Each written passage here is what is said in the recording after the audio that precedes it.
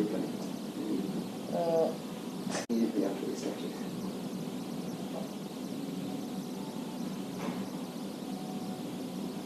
Good afternoon, dearest viewers, and welcome back to another Facebook Live session in KL Fertility Center. My name is Emma, and together with me is our brilliant Dr. Natasha. So sorry for the delay. We had a bit of circumstances earlier on that resulted to the delay. But anyway, we're back on. And Doctor, today we will be discussing about what to do after a failed IVF and the steps to increase the success rate for this. Now, Doctor, you are very specialized in this, but perhaps we should know that during this journey of IVF, there are a lot of parties involved, and a lot of them are unsure on how to approach this. So perhaps you could advise us what should the parties do? Parties here meaning the wife, the husband, doctors, and as well as the family members. Okay, thank you, Emma. Sure. Assalamualaikum, and I'm very glad to be here for another session on the Facebook Live to discuss another interesting topic, not easy to face with because it's an IVF failure. Now, I think when I'm facing with a patient after a failed IVF, is perhaps one of the most challenging, one of the most difficult situation to face in a fertility clinic. The patient has undergone an IVF and it has failed. Now what next? Now, of course, before we move on, we need to deal with a few things first. We need to deal with the heart, we need to deal with the head, and also the body. First of all is the heart. Like when you go through a failed IVF, the couple will be facing, especially the woman, but not to belittle the man, also will be facing a lot of emotions. And this will be including anger, blame, confusion, all sorts of things, and it creates a lot of stress.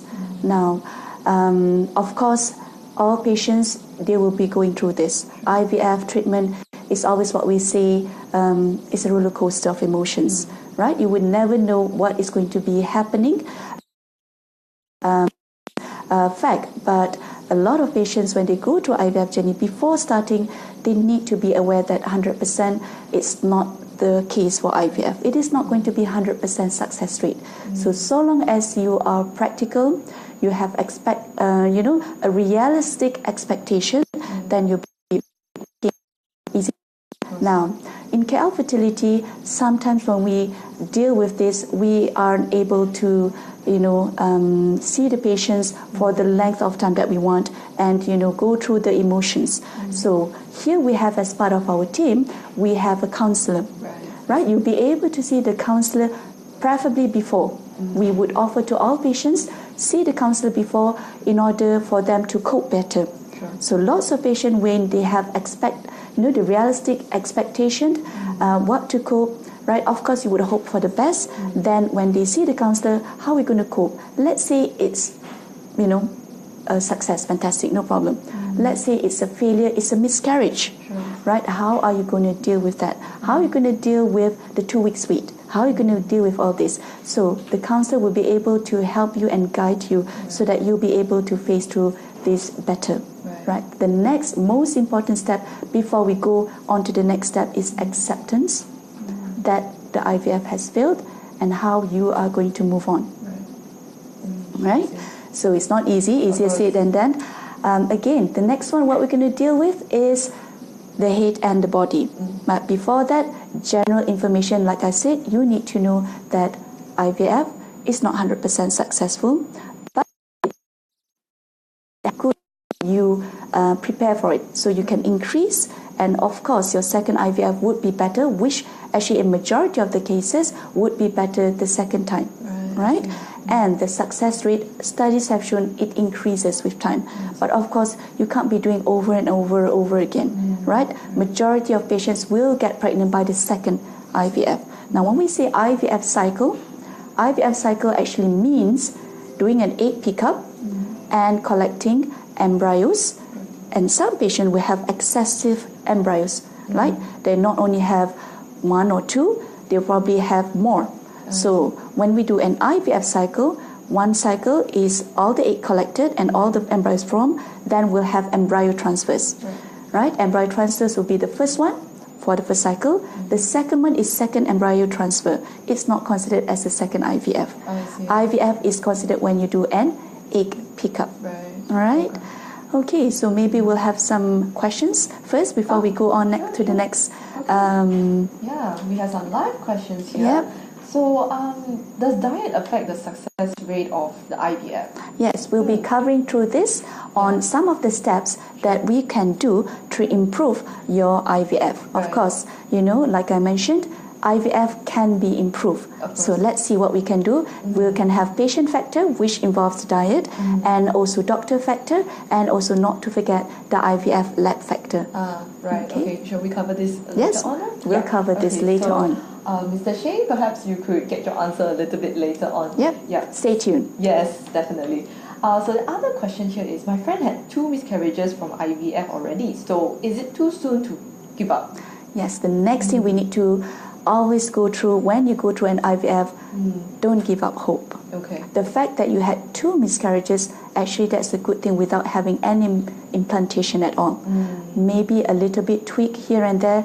What's the cause of is it the embryo, Right. or is it implantation issues? So don't give up hope, right? Okay. See your doctor, see what's causing the miscarriages, and try to move on. I know it's difficult, emotionally, it's difficult cost-wise as well, but don't give up too soon. Right, I see. So earlier on we already covered what should one do, or the parties involved do, when facing failed IVF.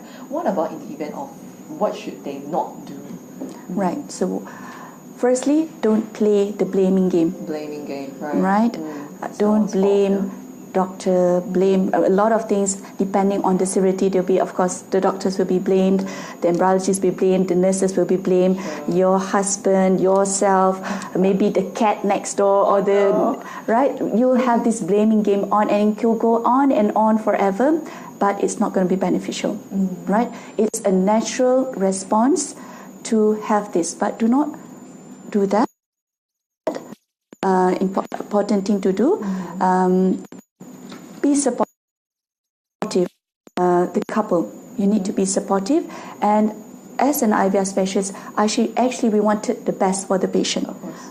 But of course, sometimes things don't work out with. But be sure that we are here to help you 110%, to support you throughout your IVF journey, and hopefully that will have a success finally in the end.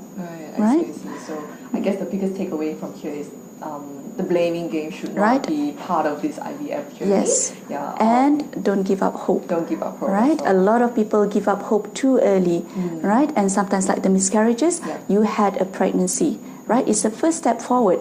And I've had a lot of patients after the transfer, they had a miscarriage, fell pregnant spontaneously. Within the next few months. I suppose the body is just, this is how pregnancy is, just balancing hormones out, and not uncommonly they get pregnant spontaneously. Right? Interesting. Yeah. The body works in a very wonderful way. Very, very mysterious and wonderful way. Yeah. Right? Okay, great. Now, so let's do this question first. I'm not too sure what this is, but it's unexplained case, failed IVF during fresh embryo transfer and frozen embryo.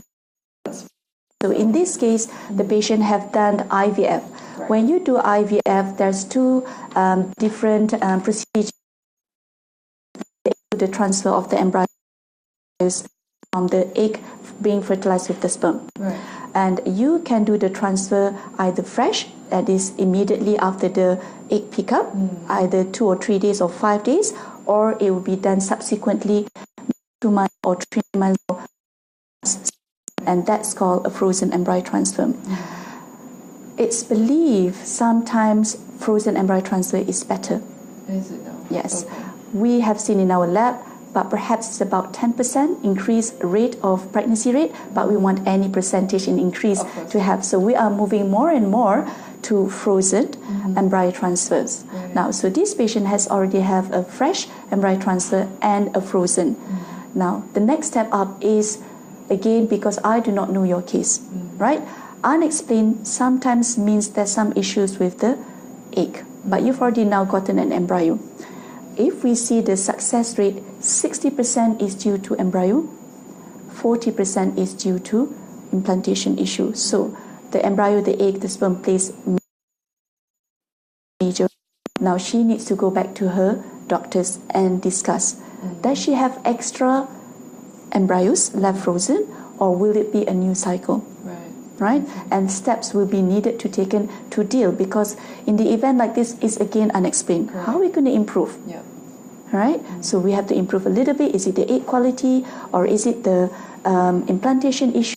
Only the doctor who have done the frozen and the fresh transfer will have more idea, right? And you need to be able to discuss with your doctor, right? I see. So I guess the advice here would be, unfortunately, you will have to discuss with your doctor, Yes. because your doctor knows your situation best. Yes, and if you want a second opinion, it's best that you seek information from your previous doctor in terms of how many eggs were picked up, what regimen was done for the IVF, what IVF cycle was given to you, how many eggs were collected, how many was the egg quality good, how many was the sperm was good, any issues in fertilization, what was the quality of the embryo, and what day was it transferred. Right? Usually we can go, if you have implantation issues, we try to move from, let's say, excessive numbers of day 3. If the lab is good, another option is to move all day 3 to day 5. Because day 5 means it's a blastocyst, it's a stronger baby. And we help choose, put the stronger baby one in, right? To have your pregnancy rate. Right? So for her case, she needs to discuss and get the information if she's trying to get a second opinion. Right. So in your response earlier on, we consider a lot of factors in terms of increasing the IVF. And so different patients have different things. You need to individualize all the treatment. Right. I see. So maybe we could summarize that again. Like, what are some of the common factors that result in a failed IVF? Okay. Some common factors will be, of course, eggs. Issues with the egg number, egg quality. And eggs actually play an important contribution to have a good embryo. So sometimes we hear patients saying, my husband has poor sperm. But with technology, actually the sperm issues is overcome by the lab technique, which we call ICSI, where we inject the sperm directly in the egg. So majority of the time, if it's only a male issue, it will be overcome by the lab. But the female, she needs to accommodate for the of or number, right? Sometimes what we find is, we were saying, is the husband, when we do the egg collection, actually there's issue with the eggs. Yes. Not husband, IVF. The only thing we can't check is, because the only time we're going to be able to tell whether it's good or not is when you already pick up. It's already late, then too late to do anything, whatever we have. So we always say, look, prepare, take your supplements, improve diet or whatever to have the best egg that you can produce, and we'll take it from there. So egg quality, and sometimes this depends on the age, right, of the female. So to me, we can't change age, right? But don't wait too long, right?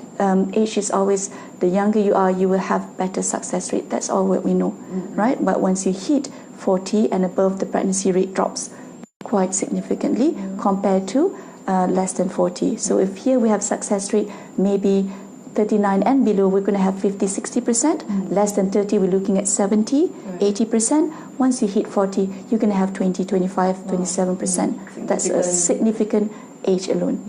Right? Because it's egg quality, egg normality, egg number. I see. Right? So aside from the eggs, is there any other factors that can result to this? Right, egg, sperm, then you have uterus issue. Now uterus, sometimes patient might have either polyps or they might have implantation issues due to endometriosis, which cause a condition called we call adenomyosis.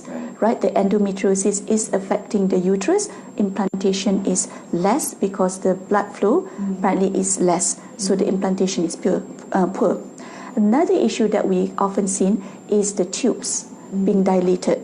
This is what we call hydrosalpinx. I've seen a few cases before. It could be due to infection, PID, or it could be due to endometriosis, where the tubes are being affected. As a result of the scarring, it becomes dilated and fills up with fluid. And this is what we call hydrosalpinx.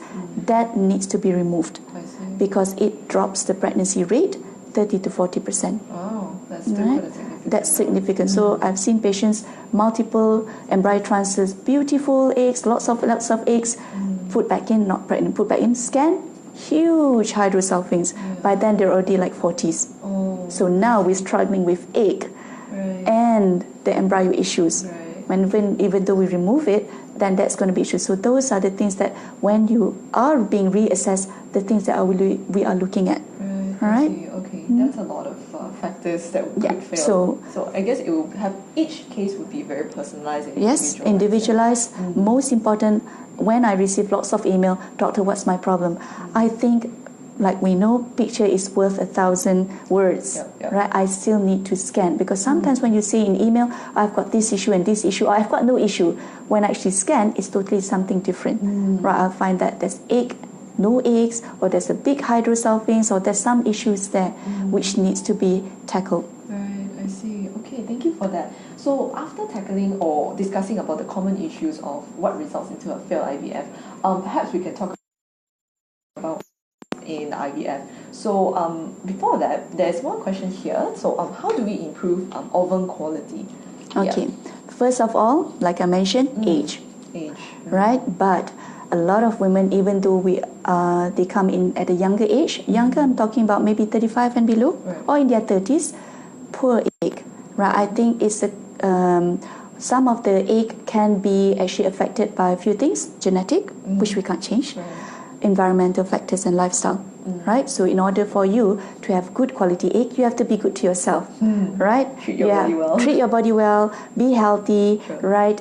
Eat a healthy, balanced diet, exercise, make sure you don't have excessive weight, right? Weight is another issue that needs to be handled. If you have excessive or you're obese with a BMI of more than 30, you really need to lose a bit of weight, right? That include not popping the pills. It will still include good diet and exercise. Right, and we sometimes give some supplements. Of course, we can't, nutrients from our diet. We would give supplement. I would give folic acid, multivitamin, coenzyme Q10, and a fish oil. Right. Hopefully, with that and with a good lifestyle, then you will have better egg quality. Right. Okay. So aside from the ovum quality to increase to for a better success rate in IVF, what are the other things that we can consider? Right. Sperm, right? Smoking, big no-no. Even for the female, big no-no. They will have probably passive smoking. If they're not smoking and their partner smoke, that will affect them as well. Secondhand smokers. Stress, they don't exercise, alcohol intake, all those are not good. And later on we'll be covering diet. Right? Diet again, okay, let's cover it now. Easy, get it over and done with. Diet, always people were saying, but if I were to read all the diets, diet for PCOS, diet for endometriosis, fertility diet, it's going to be the same thing.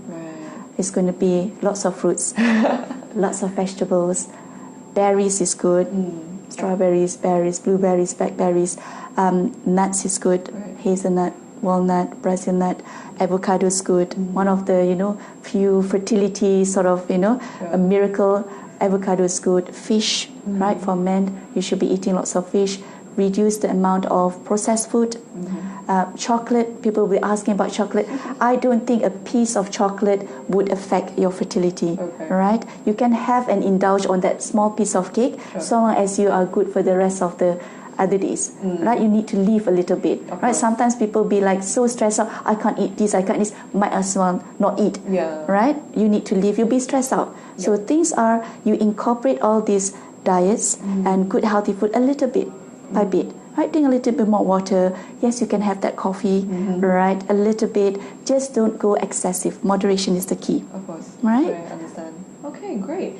Now, aside from that, ways of increasing the success rate in IVF would be the help of the labs. Now, are there any new techniques to help this? Right. Discuss about top two three factors. It's always going to be a teamwork, right? Patient, doctors, and in IVF it's going to be the lab. So patients we've already covered, right? You need to be good to yourself, right? You need to also not ask doctor, what can you do for me? You have to ask yourself and look in the mirror, what can I do to help myself, right? A lot of patients, they'll come in overweight, lots of issue and say, how can I get pregnant? And you'll be like, lots of ways, right? Usually I give the patient sometimes 1 to 2 months to prepare themselves, right? From my side, I need to based on the patient's background, what are the things I can improve, especially if it's for a failed IVF. Now the thing is, for the patient, you need to tell me what was the previous regime used, especially if you've done it outside. I need to know the regimen, egg number, egg quality. Sometimes I have no information whatsoever. So when you do an IVF, it's good for you to just be aware of what the dosage you're using, regimen, how many eggs were collected, how many were fertilized, how many you've got, what quality it is. Right? So this will help us a lot in terms of moving forward. And then I'll be scanning to make sure there are no other issues in terms of, like I said, the tubes or any polyps or any fibroid to help improve the implantation issues. Now, from the lab side, lab actually plays an important role. You need a good lab that is able to freeze eggs, freeze sperm, freeze embryo, move the embryos from a day 3 to a day 5 to produce blastocysts, right? Because all of these play an important role in giving more options to the patient and the doctor so that we have a better IVF success rate, right? If you have a poor sperm, the embryologists have to do a good job of, doing the ICSI, right? And that plays important role. Sometimes we'll be a bit, we have this, the doctors will go like, how's my egg, right? And the embryologists go like, lousy egg, lousy sperm, I can't be performing a miracle. So it's a teamwork, right? So sometimes we do need the embryologists to also help us, right? Or else they won't be here. They have fertility issues, it'll be poorer egg, poorer sperm. So we need to make the best out of it. Now the lab also, on top of that, we have for patients with recurrent implantation failure, maybe unexplained, it's probably due to abnormal embryo. It's not something new, but maybe the patients have heard it's called PGS, pre-implantation genetic screening. What happens is we would screen, actually take a sample from a day 5. Now we're doing it at day 5, embryo, send it off to the lab to know whether it's genetically normal or not. It's something new. It may be the future of the fertility, but it still needs a lot of improvement, right? It's a new technique, right? So, and it costs. It costs, right? So if you're looking at doing for 4 embryos, maybe you're looking at 10,000 ringgit on top of your IVF. So it costs, it's only chosen for specific patients, it's not for all, right? So this is something that you need to discuss, right? So PGS, maybe also people were saying about the blastocysts, right? You can do that. Assisted hatching, right? Again, all these things, if it's available, fantastic. But the doctors will be having this discussion with the patient, because even though it sounds theoretically good, we need to be based on evidence, and some scientific evidence haven't shown clearly that yes, you need to do PGS, yes, you need to do this in order for you to have the pregnancy. So this is something, an option, but option's good. Sure. Right. Better options than no options. Yes. But still, there's no 100% guarantee. Yes, but never lose hope. We're always fighting, and we're always trying to, beat the odds. Beat the odds, Definitely. We've had patients, poor embryo, due to poor egg, poor sperm, one only, right, put back in, try, and who gets pregnant. Instead of beautiful egg, team, sure pregnant, not pregnant. So now I give chance to all embryos, right? Never lose hope, put it back in, let's see how we go. Right? Okay, that's great, because we don't want to be limiting ourselves. So it's a very good thing that we have all these add-on options. Again, it's optional, but at least there are options. So if I may, are these options available in KL Fertility? Yes, it's available in KL Fertility. Great, definitely. Great. We always try to move on, and the lab needs to move on with available techniques. Of course, the only problem with fertility treatment is cost. Unfortunately. It's always about the cost. So we have to actually sit down with patient. Actually, if you have no problems with cost, majority will get pregnant. Of course. Right? It's not only the emotions, it's the cost factor that we then, of course, we'd love everybody to have PGS. Then we put one beautiful normal egg there. That will be the future. But cost plays an issue. And we want to actually give the less cost for the patient so that they can have the baby, right? So sometimes patient will opt for a lower IVF regimen, right? But it's again not for all. Of course. Right? This is something you need to discuss right, very with you. individualized journey. Yeah. Right. So in the cost, since now we know that, everybody knows that IVF is very costly. There's a question here that says, what other options are there aside from IVF to get pregnant? Okay, like I said, some people would have failed IVF, and don't be surprised they get pregnant naturally. Yeah. Right? There's always an option. What we usually do, we don't say patients come do IVF straight. What we do is try to optimize as best as possible for their health, supplement, and see what we can optimize, and then monitor their cycle. Right? So you can get Steve, or you can take the pill, or you can have the IUIs and IVF. Minority of patients will need to actually go for egg donor, sperm donor, or maybe adoption. Right? Of course, egg donor and sperm donor is actually not permissible for Muslim patients in Malaysia. The rest is another but again, that involves lots of ethical issues, emotional issues, so you need counselling for that. But of course, there are options. Right. Okay, that's great.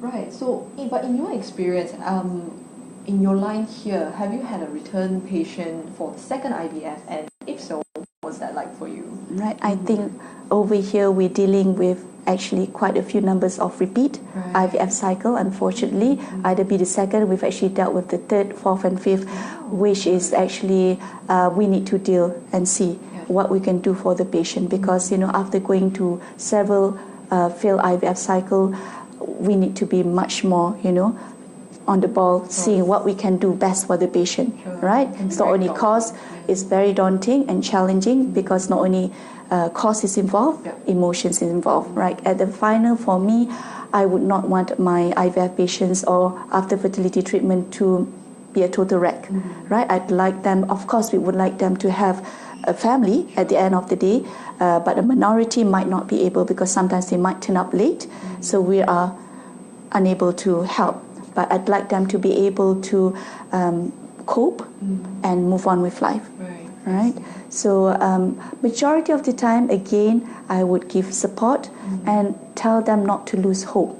Prepare better, tell them not to lose hope, have a little bit of faith, get some support, be nice to themselves, and hopefully you will have that dream of yours. Sure, I see. Right? So it seems like your relationship with your patients will be a long, winding one. It's not going to be a one-off. Yep, they'll probably come back for their second time, their third baby, right? So that will be a good thing, right? Sometimes they have twins, and they'll be like, that's the end of it. It's cost. And sometimes, like, what? You throw in your embryos away, it's beautiful embryos. The twins might want babies, not babies, they might want siblings. They say it's a cost issue. They will call and say they have a pair, or they have like a pair of one girl, one boy, or they have two girls or two boys. Quite often they say, I can't pay for the freezing cost. So again, cost is such an issue, right? So I think you need to prepare in terms of IVF preparation is important, mentally, physically, financially, so that most patients, I would say, don't give up hope, be prepared, and sometimes we need to fight more than one battle to win the battle, right? It is a journey, it is a battle, right? So, but of all, just have faith. Like if you don't have friends around you, look into yourself, you're actually stronger than you think you are, right? Very good to be optimistic. Yes, you have to be optimistic. That's the only way to survive. A lot of people would look at a half glass empty, look at it as half full. Half full. Very good. You need to be optimistic, definitely, right? And that would take you a long way throughout your fertility journey. That's great. But what is in? Have you ever dealt with a case where the patient came to tell you and said, "Doctor, I'm done. I don't want to do IVF anymore." Right. How would you react? Then ask a discussion, and this is the patient's decision in whatever they want to do. If they decide yes, a majority of the case, that's because they probably have egg issues, right? Egg issues, they're probably at the end of their reproductive age. They would say, look, I've done it, I don't want to do it. For me, I have to be supportive for that and make sure that they are coping well, not only themselves, as a couple. So usually we'll involve, of course, again, our counsellor to help them deal with it, right? And usually sometimes I will call them back. Sometimes they will say that, yeah, I'm done, like immediately after the treatment, but I will call them back and why do you come and see me 1 month, 2 months after the road? Maybe it's something different. Let's see what you want to do. Okay, sometimes you need to have things settle down a little bit, course. and then see whether you still have that same feeling, or you probably change a little bit, and maybe there's some hope. Yeah. And we'll have. That's great. Perhaps not to jump the gun here, not to be drawn by your emotions to say, okay, I'm done, I don't want to do things anymore. Correct. Right. Very difficult. I think IVF journey, you need to be mentally strong. And I would have walked the talk because I've done multiple IVFs myself. And it's a long journey struggle. I feel for patients sometimes, right? I feel for them. But at the end of the day, if I were to take lessons from my own, it's always to have a bit of faith, be strong, move on. Right? Try your best, move on. And most likely at the end of the day, majority of patients will have their own baby. Yeah. Right? Okay, that's great. It's great news to know that, despite IVF, you still have a chance to conceive naturally. Yep, you can conceive naturally, or there's always hope. Don't give up. Great, I see. Okay, now we actually come towards the end of our life. Is there any more live questions? No, yeah? Okay, so Dr. Natasha, maybe is there any add-ons or any advice you would like to give to our viewers? Right, I think we've gone through this. Yeah. Yep. IVF failure is not the end, right? You need to be able to accept that it has failed and move on. You need to have a discussion with your fertility doctor what possibly has gone wrong, or even a better question, improve my next IVF, right? How long do I need to take a break, right? It depends, right? Majority of the time, if you're doing a frozen embryo transfer, 2 months. Just improve everything, 2 months. If you're doing a fresh cycle, I would probably say to patient 3 months, maybe to see what's going on. Sure. Sometimes the hormone from the previous IVF, the egg pickups, maybe 3 months to improve things. But otherwise, take care of yourself, be good, always get support, don't lose hope, Sure. and hopefully you. I finally conclude. I would like to say to all patients out there, if you need doctor, right? Don't give up hope. And for those who are fasting today, selamat berbuka puasa. Yeah, definitely Right? to yourself as well. Yes, hopefully. So Sure. Okay, great. Now, I do hope that this has been a very insightful session for all our viewers. Again, thank you, Doctor, for your time and knowledge. It's very insightful. And if you have any other questions, do know that you can pop them into our inbox for private message, and Dr. Natasha will find time to answer them. yep, if you find it's this one, you can email me. Of course, Right? yes, email is another way. Right, so we've come to the end of our session. Thank you again, viewers, for participating, and we'll see you next time. Bye. Bye.